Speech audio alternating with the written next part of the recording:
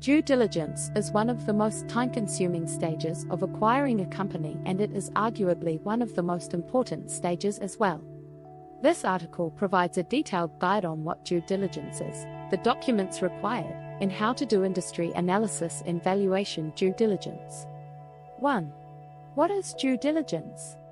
Acquisition due diligence is the process of investigating a company and industry before making a major investment decision.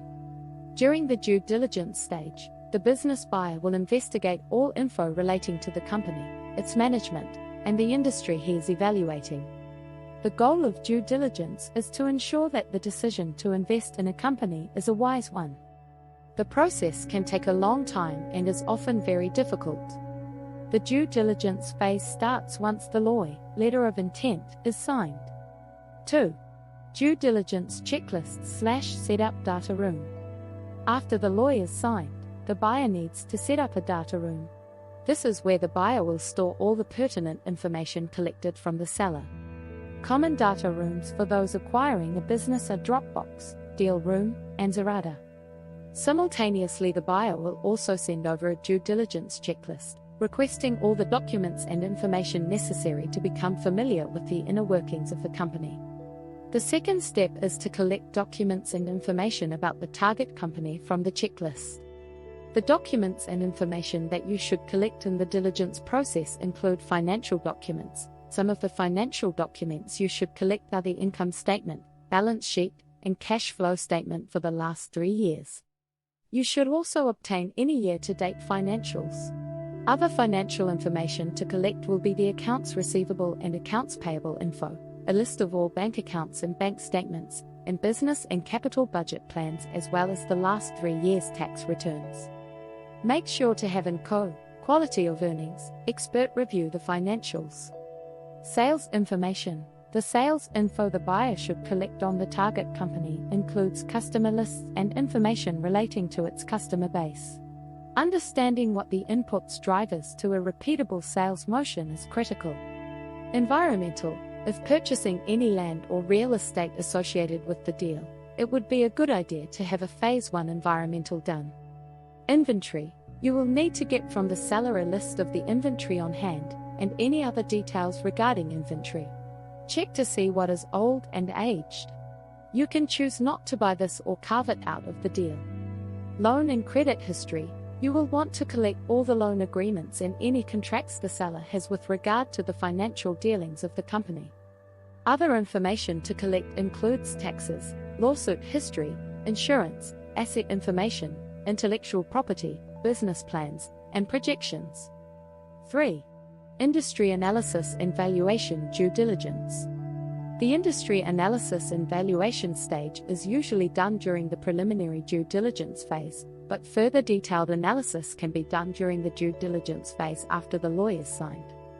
Not only is it important to collect all information pertaining to the ins and outs of a company, but it is important to have an understanding of the industry you will be purchasing the target company. Remember, the best company in a bad industry will still fail.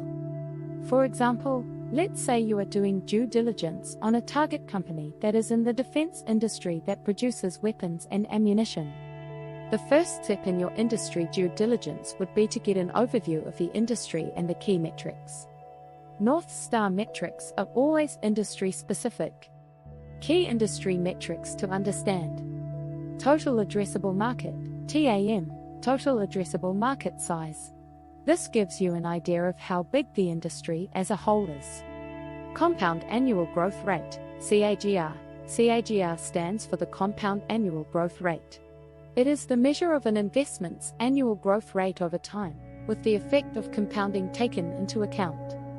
It is often used to measure and compare the past performance of investments or to project their expected future returns.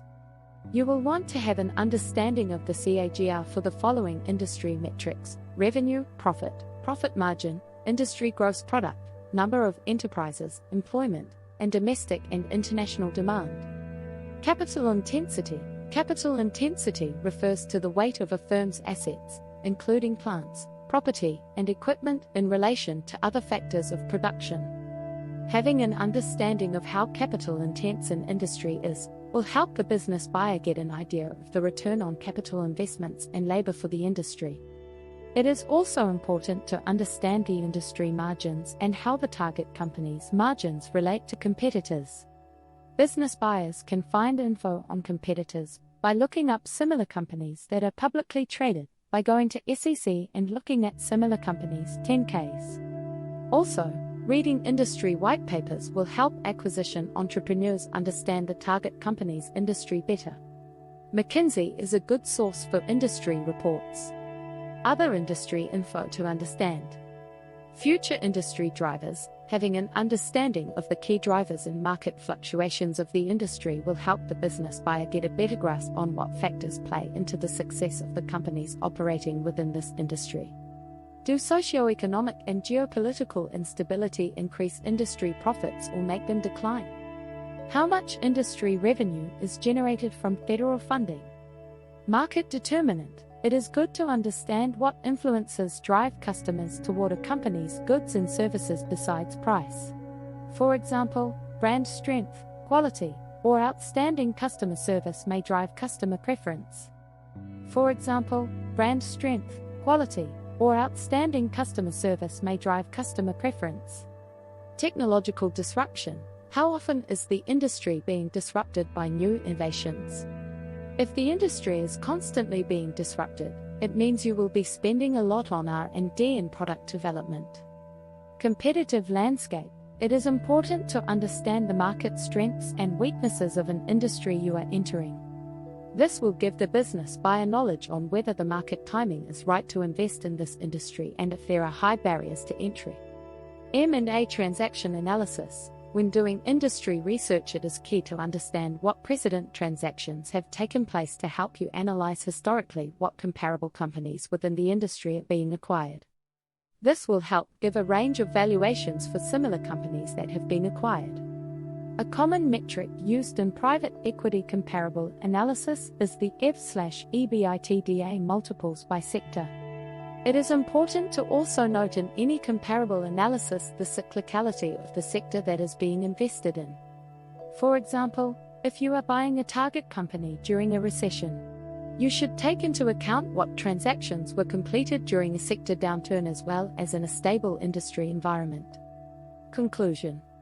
Arguably, due diligence is one of the hardest phases of the acquisition process. The investment you have made in building trust with the seller will be tested here. Take your time. It is better to lose a deal than to buy a bad business. Remember that this is also where deal fees start to explode, and you need keen judgment to determine when to bring in third-party service providers, the most costly being co and legal. This is the time for the buyer to become intimately acquainted with the business to see if this is a company that the buyer wants to eventually acquire. iGotham will soon be launching a community for acquisition entrepreneurs and CEOs, where they can network with each other and pursue business acquisitions. If you would like to receive a free comprehensive due diligence checklist form, sign up for the waitlist at igotham.com/waitlist and send an email to igotham@igotham.com asking to receive iGotham's due diligence checklist.